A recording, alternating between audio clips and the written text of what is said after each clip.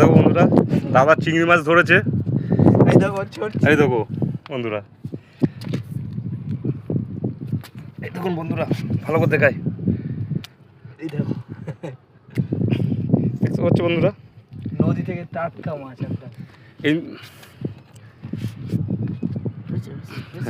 শীতকাল হচ্ছে আপাতত, গঙ্গাসাগরে আছি লটে।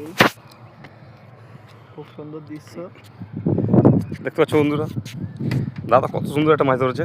আর এই মাছ ছাড়ানো হচ্ছে, মাছ ছাড়িয়ে দাদা ব্যাগে রাখলো। আর আমাদের ওই এক আমাদের দাদা আমাদের এক ড্রাইভার দা আসছে, আসতে পারেনি, অনেক কষ্ট করে আসছে।